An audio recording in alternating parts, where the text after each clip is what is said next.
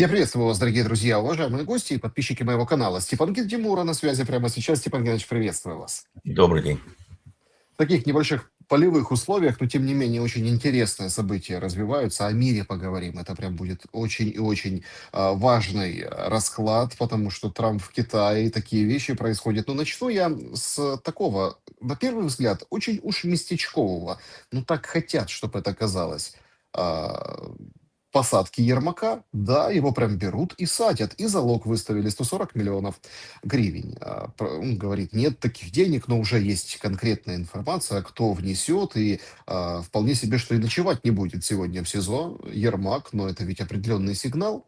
Чего здесь большего? Внутренних разборок? Или все-таки кто-то принял решение топить власть Зеленского в вертикали? И зачем в такой-то разгар войны? Ну, на Ермака наехал НАБУ, это ФБР. То есть наезжают американцы, если я не ошибаюсь, Умеров летал, до этого встречался с этими пассажирами, Виткофом и Кушнером. Ну, здесь, я думаю, этим занимаются американцы, потому что европейцам и Зеленский выгоден, и тот же Ермак, потому что они тупо исполняют все приказы. Вот сейчас, судя по всему, будет новая мощная волна мобилизации, чтобы затянуть войну еще на год-полтора как минимум.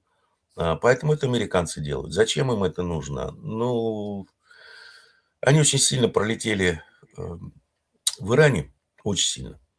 Даже там величайшие умы Америки, некто, нет, не Кантер, а Коган, по-моему, или Каган, который все время написал доктрину в 90-е Америки, империи, скажем так, не окон такой мощный. Статейку тиснул, что поражение в Иране – это самое мощное и болезненное поражение в США за всю историю. Поэтому, если следовать той же доктрине Маккиндера о, как же на русский перевести это название, о центральной империи, наземной империи, то американцы пытаются не допустить, все еще пытаются не допустить мощного стратегического сближения России и Китая. Соответственно, им нужно что-то предложить. Вот они предложили так называемый дух анкориджа. Я с трудом могу судить о том, что нюхали кремлевские, когда были в Анкоридже. Но этот дух Анкориджа или компания «Трамп наш 2» обернулась точно так же, как и компания «Трамп наш 1». Подождите, то есть Ермака, вы хотите сказать, у него проблемы, потому что это дух Американцы Анкориджа пытаются, такой? да, потому что они пытаются давить на Украину, чтобы она соглашалась на непонятные условия, на капитуляцию России, потому что они прекрасно понимают, в отличие от кремлевских, судя по всему, что план Дмитриева Виткофа – это план капитуляции России, и на их пути стоит Зеленский, якобы они так считают, который отказывается уводить войска с Донбасса. Вот, и, судя по всему, они начинают так мощно давить на Зеленского уже без каких-либо обиняков, показывая ему его будущую судьбу, если что, если он не будет сотрудничать. У Зеленского полная поддержка Европы на продолжение войны. Поэтому это чисто американские штучки, и я думаю, что это будет продолжаться. Потому что, судя по показаниям в суде, писать, ну, это было и так понятно, что они пишут и отслеживают все проводки этих махинаторов давно, с самого начала. Поэтому папочка огромная занимает, скажем так, наверное, один большой дата-центр где-нибудь на Ближнем Востоке, пока иранцы его не уничтожили. И это будет продолжаться. Степан Геннадьевич, а у меня такой вопрос. Вот исключительно на знание, да, как американцы действуют. А, Такое ощущение сложилось, когда вот зачитывали прокуроры вот эту всю историю про гадалок, про какие-то там вот эти могильные пески, которые завозили на эту династию, которую строили, да, вот в чем обвиняют Ермака. Обвинение это в чем? Это отмывка денег на построение вот этого коттеджа. Вот она в чем задача, да. Ну, но это же препарировано все гадалкой Вероникой, у которой там Вероника Фэншуй, которая там говорила, или, ну, кстати, гадалка такая путевая, мы так послушали прокурора, она так и говорит, тебе надо будет уехать, Ермак. А Ермак говорит, я никуда не уеду, я здесь с самого начала войны. Правда, что это стиль американский, когда они, вот понимая менталитет, что украинцам плевать, они не понимают, сколько это, 460, 500, миллион, миллиард. То есть это как бы белый шум. Ну, домик построил, ну, понятно. Но если ты тут гадалку привлек, если ты... А кто, А, подождите, управляет страной? Гадалки? Вполне возможно, это такая дискредитация власти скрытая. Потому что, ну, его взяли, как всегда, на чем-то смешном по объемам и по последствиям, и по ущербу для Украины. Потому что американцы вообще на Западе, у них такая тактика нарезка солями. Да, они вот тоненькими кусочками режут, режут, режут, надеясь на то, что рано или поздно пациент придет в себя и поймет, как он был неправ. Не всегда Это, работает. это солями Зеленского, правильно я понимаю? Ну да, вот солями Зеленского, солями европейцев. Ну и солями то же самое. Они везде, так и с Россией, и с Ираном. Ну, с Ираном не сработало, а с Россией тоже. Ну, вот с Зеленским пытаются. Не факт, что это сработает. Я думаю, что... Я даже уверен, что это не сработает, потому что Зеленский, как рассказала его бывший пресс-секретарь Мендель, он бегает с измененной психикой, скажем так. И для него аргументы логические, они неприемлемы, он их не воспринимает. Поэтому это такой первый звоночек. Я думаю, что никакой реакции существенной и позитивной, по мнению американцев, со стороны администрации Зеленского не поступит. Ну и, соответственно, давление будет усиливаться. И мы узнаем много интересных подробностей дальше. Подробности, конечно, они интересны, но как они влияют на войну? Сегодня вот в Киеве был жуткий обстрел, прилетели, там ракета прилетела в дом, сложился дом, да и вообще так по многим городам пострадавшие, в общем, ад, настоящий ад. Я задавался, как ну, попка-дурак, повторял, в шуме повторял, с экспертами, и с вами тоже, по-моему, мы цепляли эту тему. Куда ты лезешь со своими указами про парад, со своими вот этими, скажем так, когда у тебя нет ПВО? А ПВО, правда, нет. Они обещают, обещают, но никто не Ну, может тут поставить ну, физически. это же не он лезет, понимаете. Это Запад, бриты, они же ведут войну, по большому счету сейчас.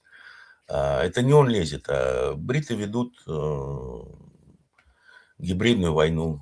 Соответственно, по их мнению, вот такие, скажем, публичные унижения кремлевских – это плюс, как говорится, вода камень точит. А то, что будет с Украиной, ну, их меньше всего в жизни волнует. Украина – это расходный материал.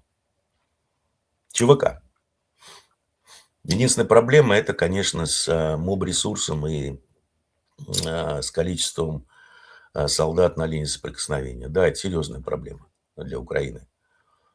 И пока что украинцы медленно отступают за счет того, что у них на фронте, насколько я понимаю, образовалось небольшое дроновое преимущество. Но это преимущество скоро иссякнет, и станет вопрос о том, что нужно затыкать дыры новым мясом. Откуда его брать? Поэтому еще раз, когда вы там рассуждаете, пытаетесь, вернее, рассуждать с позиции здравого смысла, что Украина – это нечто самостийное, незалежное, нет. Нет, это просто расходный материал, это инструмент. Ну, отсюда, ну вот смотрите, элементарный вопрос. Вот у тебя нет ПВО, ты понимаешь, что тебе показали, что твоя энергетическая система может быть уничтожена еще одним залпом. Как Надо нормально, договариваться. как нормально адекватный правитель, президент, там избранный, whatever, отреагирует на это? Ну, честно говоря, он поднимет лапки, пойдет договариваться, потому что он понимает, что ну, это все, это конец. Зеленский нет, потому что, еще раз, субъектности нет у Украины, это расходный материал, а Западу выгодно все это дело. Степан Геннадьевич, но к чему все идет? Ну вот смотрите, Продолжение войны. Ну, то есть, опять-таки, какой смысл её продолжать, если все, исход понятен?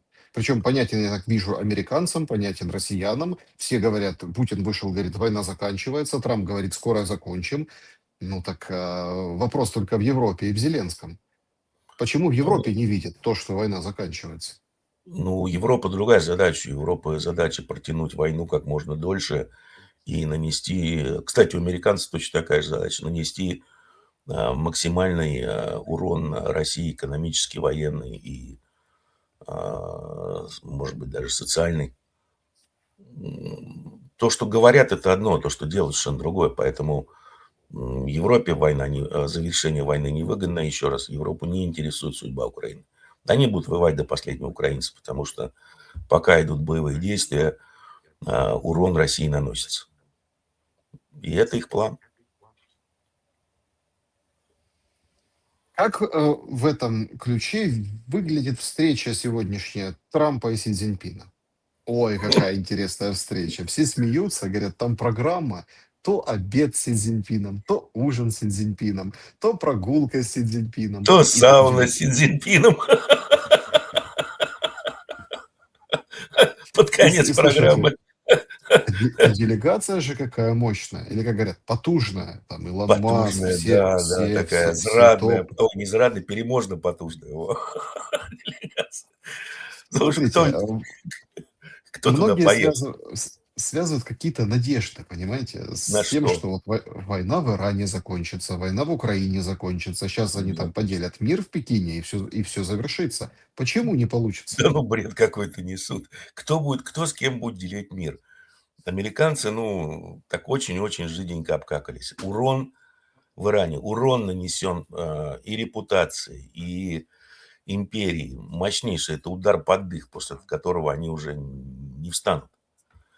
Соответственно, если вы посмотрите, как готовилась эта встреча, то милашка Бессент начала подготовку экономической программы буквально недели полторы-две назад. То есть из этого я делаю вывод, что непонятно было, поедет Трамп, не поедет, может быть, снова отложит, потому что ну, он же был должен ехать победителем всего и вся, приехать китайцам и сказать, смотрите, как мы вас с нефтью нагнули, смотрите, как мы вас совсем нагнули, вы вылетели из Ближнего Востока, все эти ваши программы там каких-то непонятных путей новых шелковых накрылись медным тазом. Так, на колени. А получилось все наоборот. Китайцам сейчас вообще ничего не надо делать. Им нужно просто ровно сидеть на стульчике и наблюдать, как иранцы уничтожают американцев и Израиль на Ближнем Востоке. Спокойно вообще. Ну, даже посмотрите на состав делегации. Эти сам поехали кто? Технофеодалы. А зачем они туда поехали? Ну как? Просить Китая снисхождения и допуска их к китайскому рынку. Вы так называйте их технофеодалы. Технофашисты есть такой термин. Я его встречал в аналитике. Ну, это значит По кривая, отношению к кривая левая сопровождающим. аналитика, и они не понимают. Ну, где-то фашизм, да, наверное, может быть. Хорошо, что не нацистами назвали. Ну, технофеодалы. Так нейтрально. Далее, судя по всему, будут просить об инвестициях Китая в американскую экономику. Ну, китайцы могут пообещать там, как арабы, скажем, триллион-два. Но ведь вопрос сразу встает следующий, собственно говоря, а где гарантии для этих инвестиций, когда в Штатах идет кампания по запрету Китаю покупать земли, пятое, десятое. И это первое. И второе, так, минуточку, а что там будет с магаистами? Что будет с ядерным электоратом Трампа? Это как? Он избирался на том, что сделаем Америку великой, могучей, поднимем экономику. Как раз его электорат находится, ну, это голубые воротнички, фермеры и все прочие. А тут Китай будет делать инвестиции в Америку и строить там свои фабрики. Это вообще как?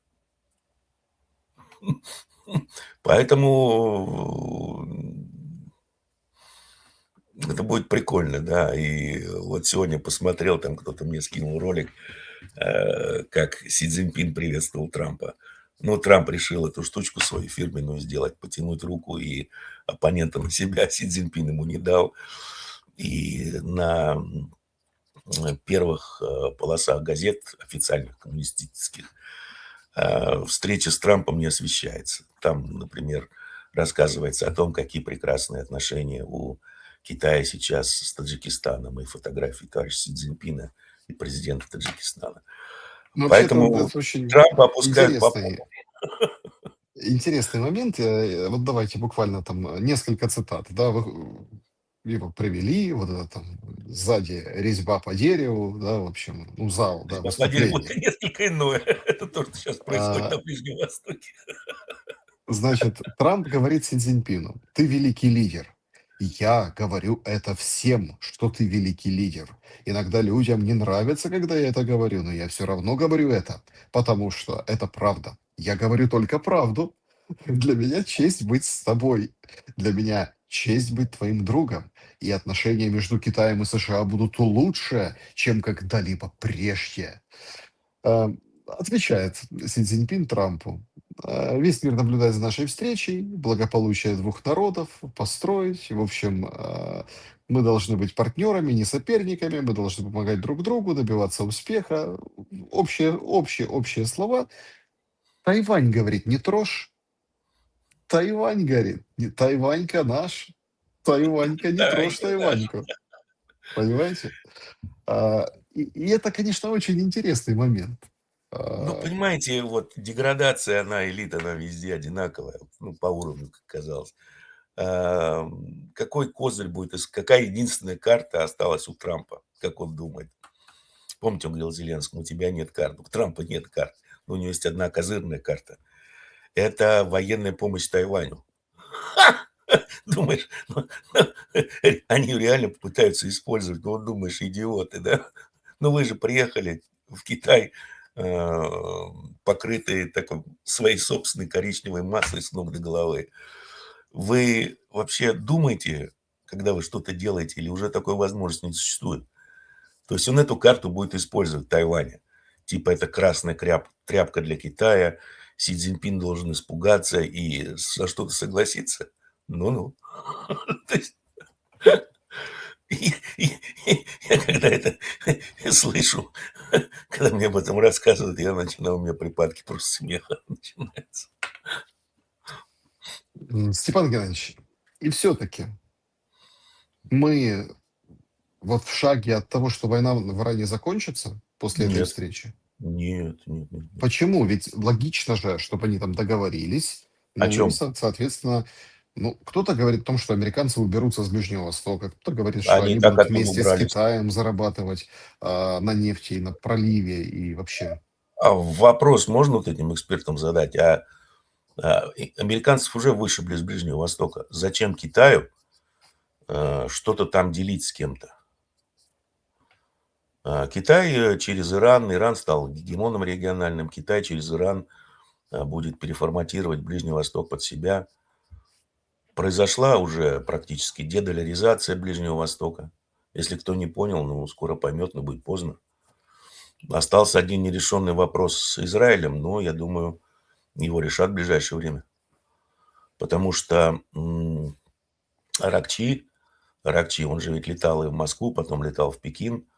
И если вы посмотрите на ответ Ирана, который они дали на американские предложения, и который Трамп назвал unacceptable, неприемлемым. Вот. Вообще эту бумажку даже дочитывать не стал. Вот. Я больше двух предложений в голове держать не могу. Бывает. То там, если вот так задуматься, да, что там написано. Во-первых, ядерный вопрос там вообще не обсуждается. Обсуждаю гарантии мира и безопасности Ирана, не только Ирана, но и Ливана и Газы. Уже на этом можно ставить точку. Потому что значит гарантии? Кто может дать эти гарантии? Трамп, ну, иранцы называют его желтой собакой, правильно делают. Дать не может. Какой-то договор будет заключен, который нужно будет провести через Конгресс. Ну, забудьте об этом. Все, дальше все уже понятно, по-моему, стало.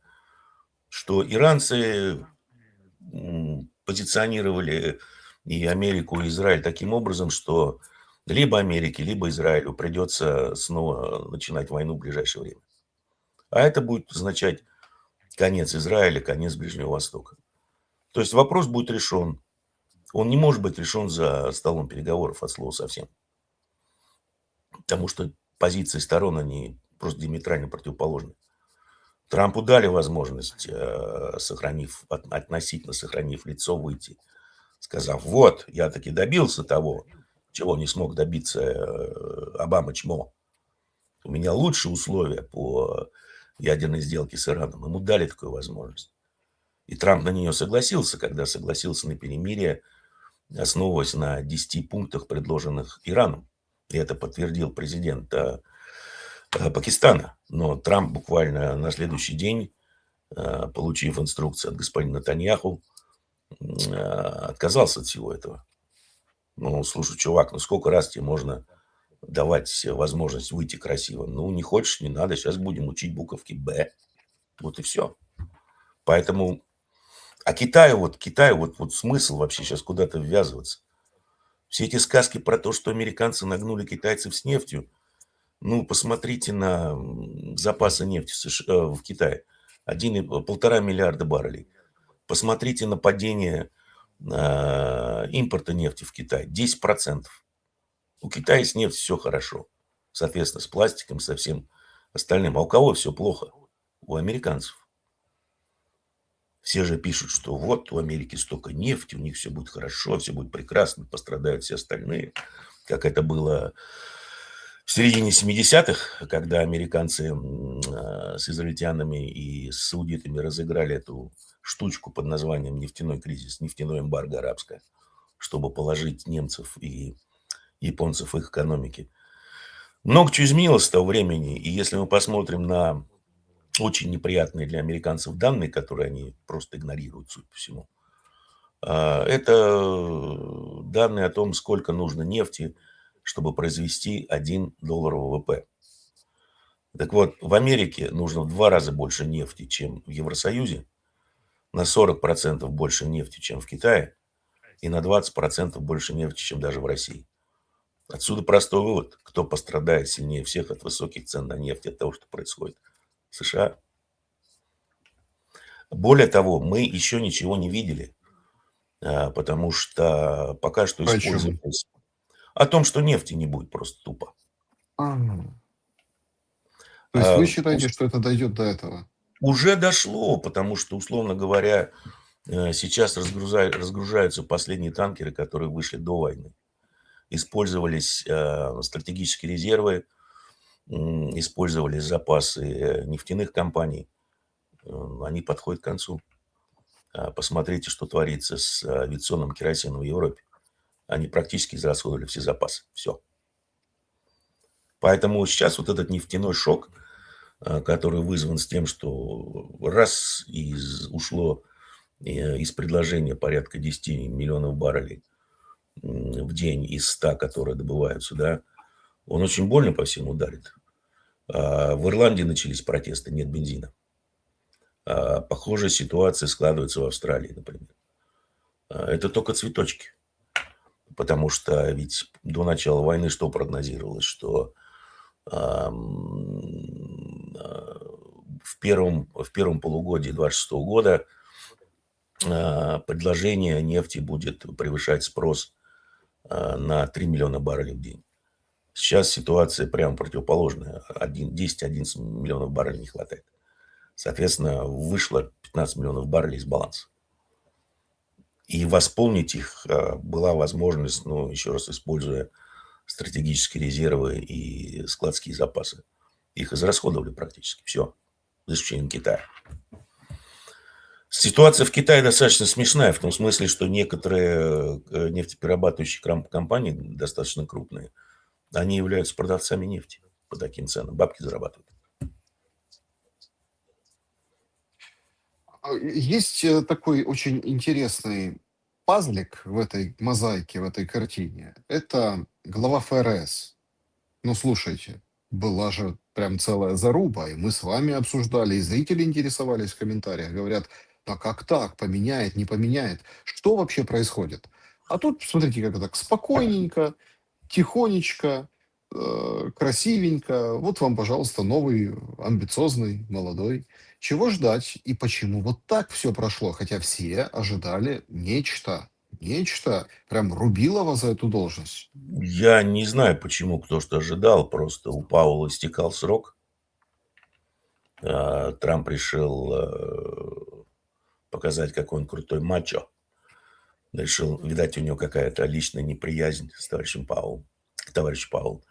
Ну, решил использовать юридическую систему, как демократы использовали ее против него, как оружие. Но где Трамп и где Пауэлл, да? Пауэлл уважаемый человек, за ним стоят, скажем так, все деньги мира через акционеров ФРС, а тут вообще непонятный клоун придурковатый. Соответственно, у Павла истекает срок, он истек, и Павел заявлял, что он останется на своем посту, пока Конгресс не утвердит кандидатуру нового главы ФРС. Вот он ее утвердил, Павел ушел. Что здесь такого? А ничего не поменяется, я думаю, потому что, ну, от перемены мест слагаемых сумма не меняется. У них у всех одинаковый совершенно майндсет, образование, то, как они видят экономику, ничего не поменяется. Факап будет сидеть на факапе, как говорится, и факапом погонять.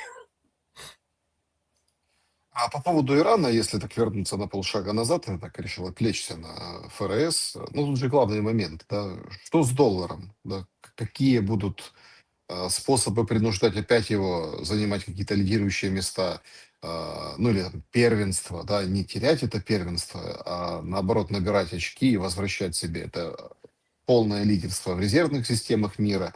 Ну и вообще, в принципе, вес Это доллара. Трамп его невозможно.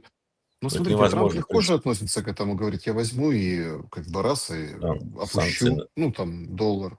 Ну, подумаешь, дорогой доллар, дешевый доллар, нам выгодно и такой, и такой.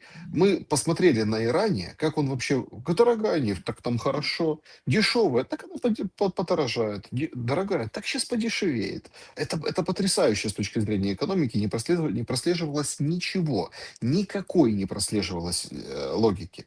Ну, тут интересно другое. Смотрите, выходит муж Виктории Нуланд, та, которая печеньки раздавала на Майдане, Да, и говорит, да. что это Я он, крупнейшее поражение Соединенных Штатов да, да, Америки да. за всю современную историю. Значит, Роберт Каган, это тот, О, которого вы Каган, да, да, вспоминали, да, да, да. да, значит, я кусочек процитирую, что трудно вспомнить момент, когда США потерпели полное поражение в конфликте настолько решительное, что стратегический проигрыш нельзя было ни исправить, ни игнорировать. Катастрофические потери в Пёрл-Харборе, на Филиппинах и по всему Тихому океану в первые месяцы Второй мировой войны в итоге были отыграны. Поражения в Вьетнаме и Афганистане были долгостроящими, но не нанесли долгосрочного ущерба общему положению Америки в мире, поскольку происходили далеко. Первоначальная неудача в Ираке была смягчена сменой стратегии. В конечном итоге Ирак обессилили и сейчас остается стабильным и неопасным для соседей. А вот США как бы доминирующая сила в регионе, и это все потеряно после ситуации с Да, Ираном. да. Вы говорите, что вполне себе вероятно все вернется к боевым действиям. Ну, не возвращается же. Как вы слушаете, Трамп в этом самом, в Пекине. Я не думаю, что он хотел усугублять ситуацию перед визитом к Си, поэтому сейчас он сядет в самолет, завтра самолет оторвется от взлетно-посадочной полосы и посмотрим, что будет дальше. Понимаете, Вот потому прям, что прям им так нужно быстро. что-то делать, ему нужно что-то делать. И еврейцам надо что-то делать, потому что время работает на Иран. Время работает на Иран по одной простой причине, что они контролируют Ормузский пролив. Теперь они еще расширили свой суверенитет на подводные кабели. Соответственно, они полностью контролируют мировую экономику. И Иран пока что выступает в глазах Ширнармас широкой мировой общественности и тому подобное, как страна, которая хочет мира. Потому что практически все требования Ирана сводятся к дайте нам гарантии, что вы оставите нас в покое, заплатите репарации, верните наши активы замороженные, снимите санкции. Совершенно естественно требование Иран хочет мира. И в то же время он выступает как миротворец, и в то же время полностью контролирует мировую экономику. И чем дальше, тем удар по мировой экономике становится все больше, больше, больше. А у Натаньяху тоже ситуация не ахти внутри страны и в экономике, и с его блистательными операциями народ как там пудель, и какая-то там железная повозка, еще что-то в Ливане. Хезболла, которую они разгромили не раз, мочит тик-ток-махт вообще по полной. Потери техники, потери личного состава, они огромные. Еврейцы недоумевают. Мы же вроде все уничтожили, Хезболла исчезла. То же самое с Хамас. И вдруг появляется статейка какого-то полковника в хибру говорящем сегменте прессы израильской, где он начинает вспоминать товарища Бен-Гуриона, который говорил, что Израиль маленькая страна, у нее маленькая армия, маленькая экономика, поэтому мы не в состоянии постоянно воевать и враждовать с соседями. Соответственно, нужно все решать политически, все вопросы территории и всего остального. И он пишет, что чтобы решить те вопросы, которые сейчас стоят, которые поставил великий Натаньяху в американском плане, clean break, для еврейцев известным как Greater Israel или искупление, нам нужно 6 АДФ, не один АДФ, а 6. Соответственно, вся повесточка в кабинет Натаньяху, там искупление, Greater Israel от береги до до одного берега, другого берега, уничтожение всех и вся амалеков на этой территории, бла-бла-бла, такая религиозно-шизоидная повесточка, на которой произошла, вернее, консолидация израильского общества после рейда Хамаса в сентябре, в октябре, прошу прощения, она начинает трещать по швам. Поэтому что-то нужно делать. Единственное, что они могут сделать, попытаться, США этого не будут делать, а Израиль может, это применить тактическое ядерное оружие. Либо ударить по энергетической инфраструктуре Ирана. Но это самоубийство. Бьете по энергетической инфраструктуре, ребята, посмотрите сначала на себя. Сколько у вас станций? 2. Иран их вынесет за час. Просто. У арабов то же самое, у всех этих монархий залива. А лето наступает, температура 40-50. Вы там не сможете жить. И тактическое ядерное оружие, ну, какие вопросы оно решит? У Ирана там только, скажем так, официально 57 ракетных баз. 2/3 они еще не задействовали. После того, как Иран уничтожил установку по изменению погоды в Дубайске, это я называю Эмираты Дубайск, у Ирана вдруг закончилась засуха, полно воды, облачность, дожди. За это время они растаскивают пусковые установки по всей стране. Их хватит для того, чтобы уничтожить Ближний Восток. И китайцы совершенно открыто предупредили израильтян, что любая попытка применения ядерного оружия против Ирана будет означать конец Израиля как государства. Что-то нужно делать. А что делать, никто не знает.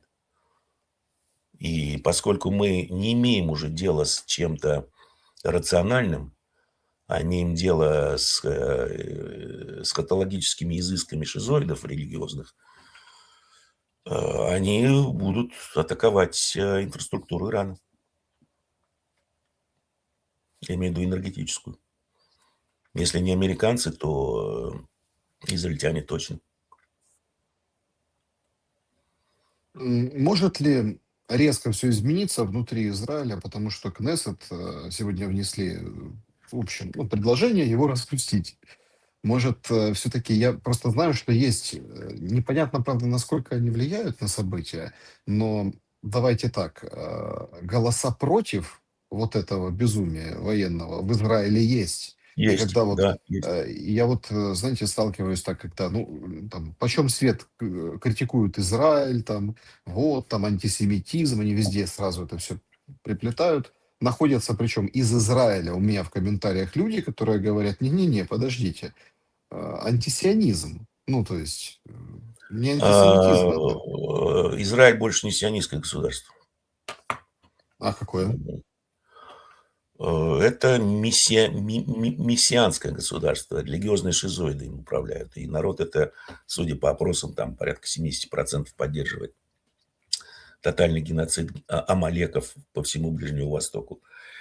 Израиль создавалось как сионистское государство, оно создавалось Ротшильдами. Задача была иметь, скажем так, свой форпост, свою колонию, либо ЧВК на Ближнем Востоке среди, как они писали, враждебных арабских режимов.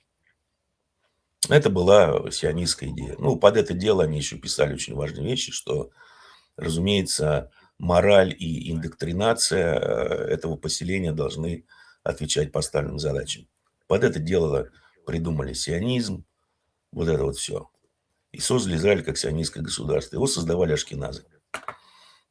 И, соответственно, они полностью это с момента создания и во время подготовки создания, там, с 20-х годов, когда они кошмарили Палестину прошлого века и с момента создания в 1948 году, они полностью контролировали это государство.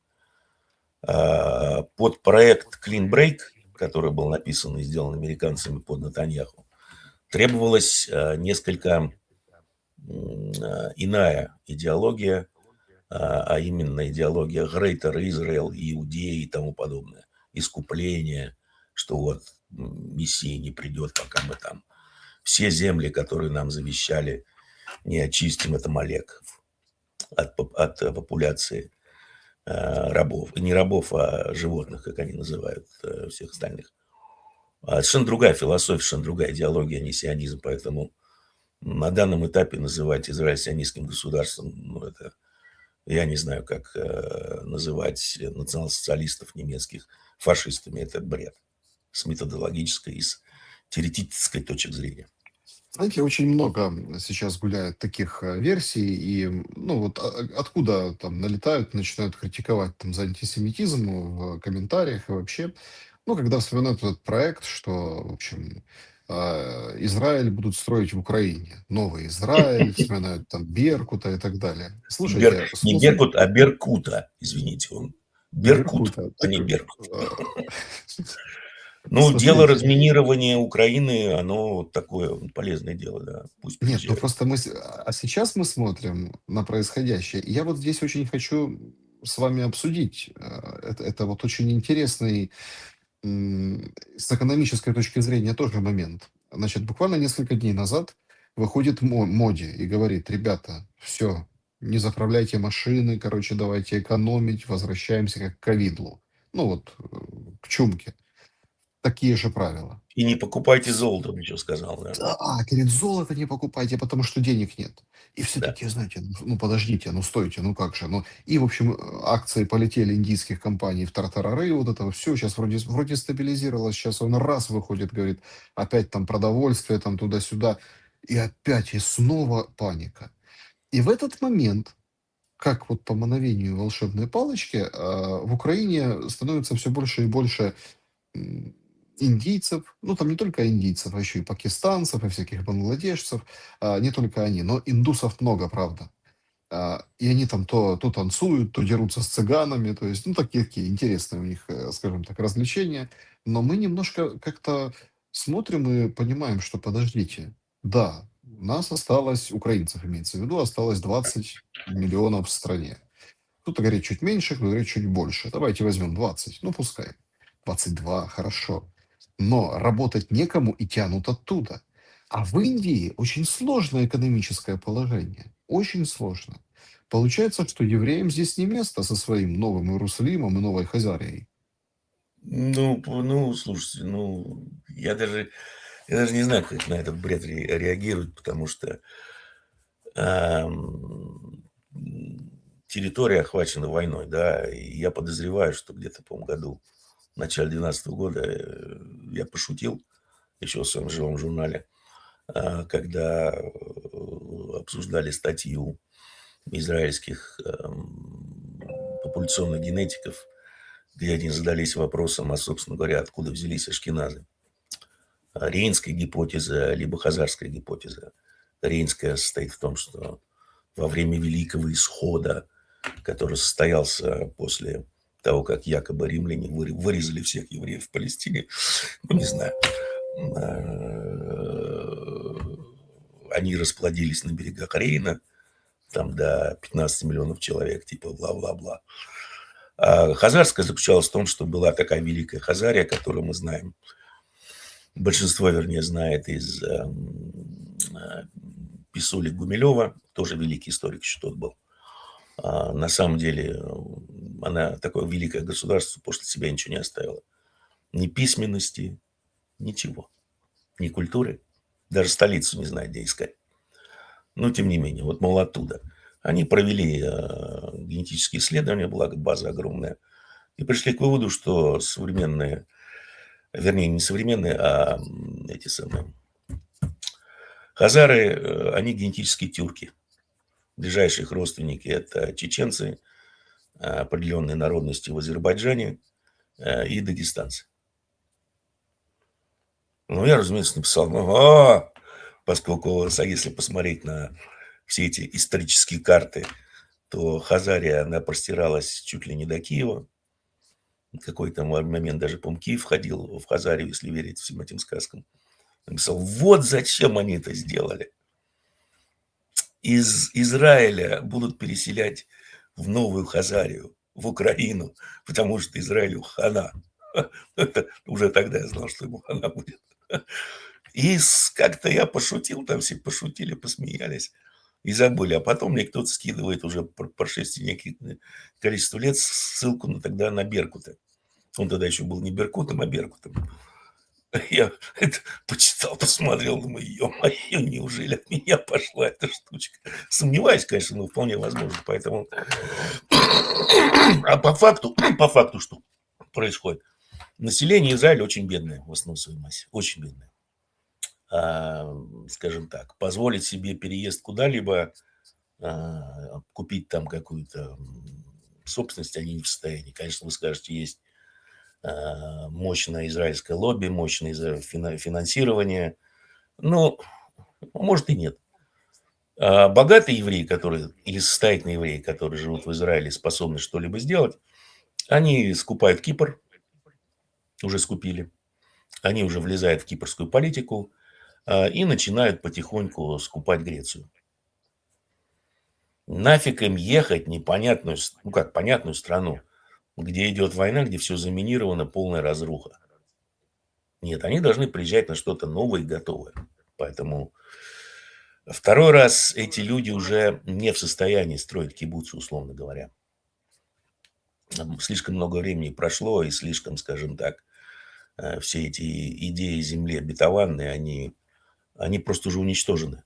Потому что в чем была основная идея, которая привлекала евреев с всего мира в Израиль, что никогда снова, только на этой земле вы можете полностью реализовать себя и будете себя чувствовать в полной безопасности, потому что никто и никогда на вас тут не нападет и не устроит вам так называемый второй Холокост. Ну, сначала Хамас, потом Хезболла, а теперь Иран полностью все это разбили вдребезги. Идей больше нет.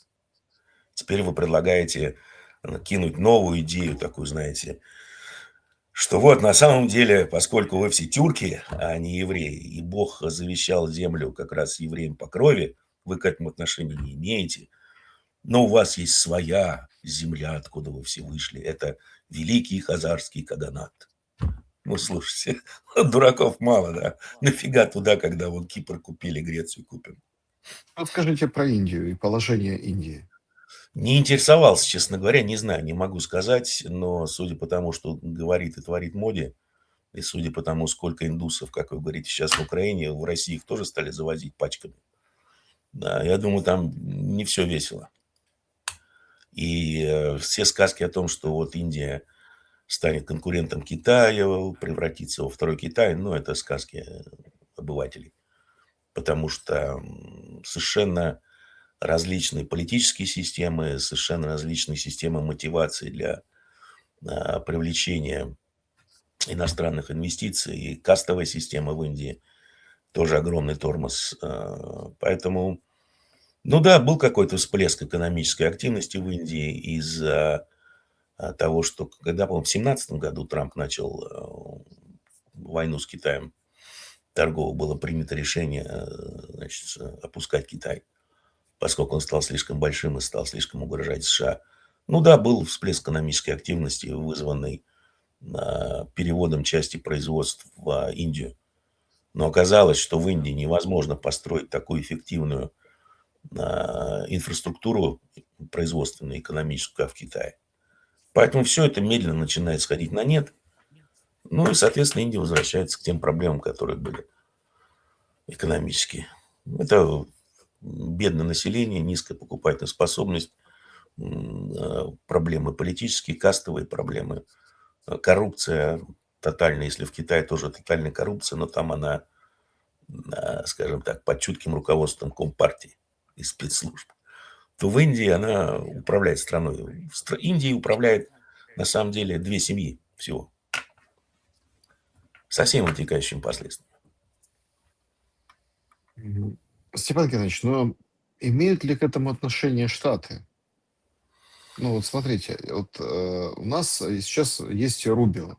Это отдельная, конечно, история. Можно смеяться, мы с вами очень любим это делать, например, над Рубио, который, он уже под санкциями и вынужден был ехать, пишет пресса, под чужим именем на другом борте вообще в Китай.